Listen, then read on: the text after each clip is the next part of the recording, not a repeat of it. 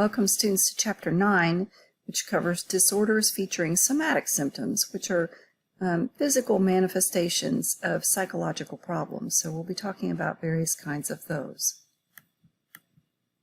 The DSM-5 categorizes different types of somatic symptoms that are caused by psychological factors, and these symptoms trigger excessive anxiety or concern. We have things like factitious disorder, conversion disorder, somatic symptom disorder, illness anxiety disorder, and psychological factors that affect other medical conditions.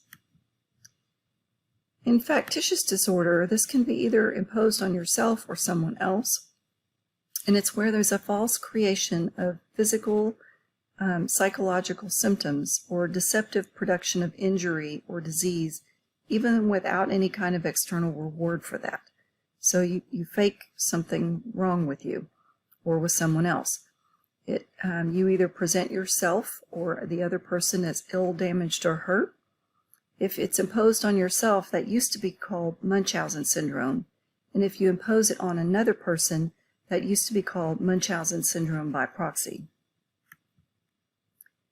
Links to this include poor social support or relationships, little family life, perhaps extensive medical treatment in childhood, a grudge against the medical profession, and interestingly, employment as nurses, lab technicians, or aides.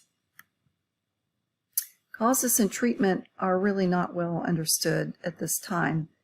We've been unable to understand what produces this problem to develop effective treatments for the disorder. Conversion disorder is when there are neurological-like symptoms that are inconsistent with any known neurological or medical disease, and this usually begins in late childhood and young adulthood and may appear suddenly during extreme stress. It's not consciously wanted or purposefully produced. One example is glove anesthesia. So in the left-hand picture, you see the entire hand extending from the fingertips to the wrist becoming numb, where that doesn't really correspond to what actually happens when there's neurological problems in your hand. So conversion disorder is poorly understood. Somatic symptom disorder is where at least one upsetting or repeatedly disruptive physical symptom is produced. There's an unreasonable number of thoughts, feelings, and behaviors associated with that symptom, and the symptoms usually continue to some degree for more than 6 months, and there's really disproportionate amounts of time and energy spent on the symptoms or their health implications because there's lots of anxiety around them. So what causes conversion and somatic symptom disorders? They were previously called hysterical disorders. They are widely considered unique and in need of special explanation, but none has really received much research support, and the disorders are still poorly understood.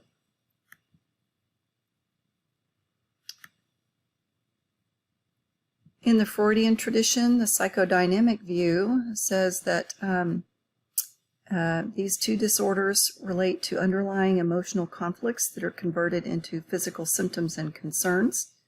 And there are two defense mechanisms, primary and secondary gain, meaning that we get something out of it, that are involved. Contemporary psychodynamic theories disagree with Freud on many points, but they do agree that patients carry unconscious conflicts from childhood that cause anxiety, and that can turn into physical pain. In the cognitive behavioral tradition, these theorists would look at physical symptoms of disorder as being rewarded and maintained through reinforcement. The symptoms create distance from unpleasant relationships. So if we're sick, then we can put someone else at an arm's length. It may bring attention to us. The source of communication is influenced by modeling of knowledge of medical problems. There are secondary gains from creating this physical issue. The view has not been widely tested, though, and is not supported by research. In the multicultural view, We note that some Western clinicians do not advocate excessive focus on somatic symptom disorders included in the DSM-5. Others see this as bias. This view says that formation of somatic complaints is the norm in many non-Western cultures. So what does that tell us? It tells us that somatic issues are okay. You know, they're widely across many cultures, manifestations of psychological problems, and it's not viewed in terms of some kind of disorder or negativity. How are conversion and somatic symptom disorders treated? The focus is on the cause of the disorder, trying to help people have insight into that, exposure therapies, and drug therapies. They may focus on the symptoms and educate the client about those. They may provide reinforcement for better, functioning, and then try to also restructure cognitive thought processes. Illness anxiety disorder is a preoccupation with thoughts or high anxiety about having or getting a significant illness.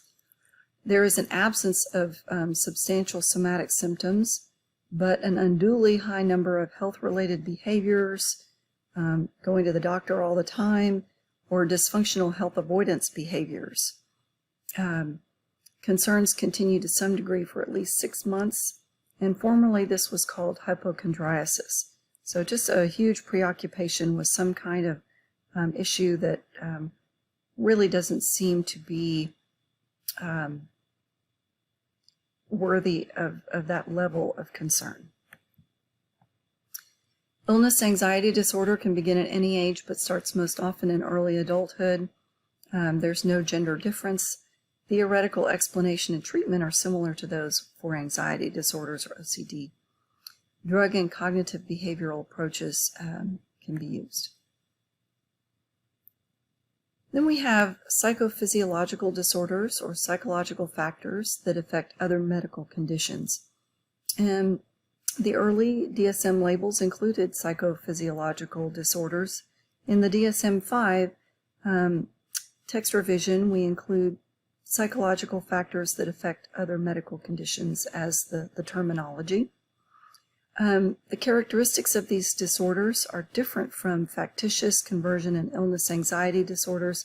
They involve a significant number of medical symptoms and conditions and often result in serious physical damage. The psychophysiological disorders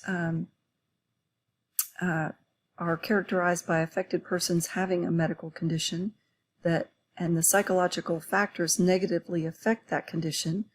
They affect the course of the medical condition, they provide obstacles to treatment, they pose new health risks, or they trigger or worsen the medical condition.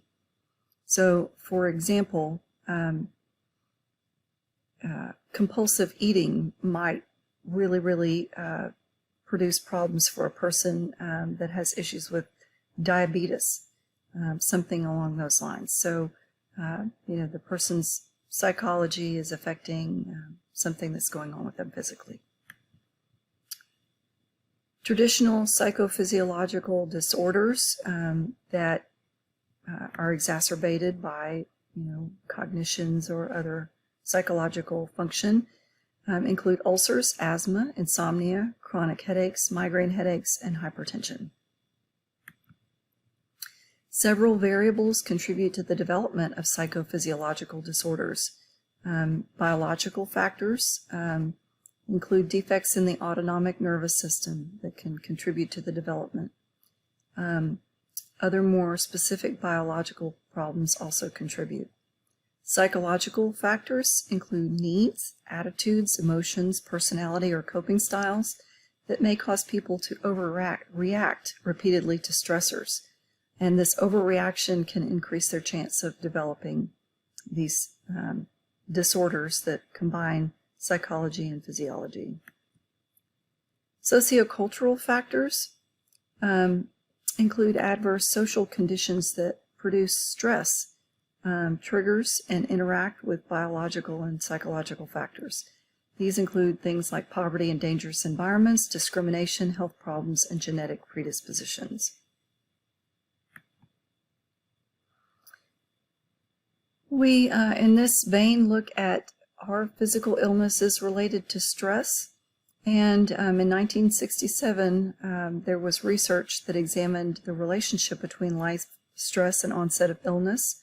And you can see that participants with colds were highly related to psychological stress index on the social adjustment rating scale. So there definitely is a relationship between stress and physical illness. The most stressful life events that produce problems are the death of a spouse, divorce and marital separation, also jail term, death of a close family member, and you can look at some of the others. For students,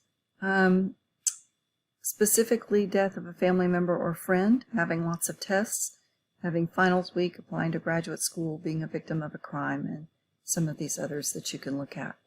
So these things can, again, produce some physical problems. Behavioral medicine combines psychological and physical interventions to treat or prevent medical problems. And so this is what psychology as a field has come up with to help reduce the impact of psychological problems on medical problems. So relaxation training makes a difference, biofeedback, meditation, hypnosis, cognitive behavioral interventions, support groups, and the ability to express your emotions, and then a number of combination approaches can make a difference. And this concludes the chapter on somatic disorders. And I will pick it up with the next chapter.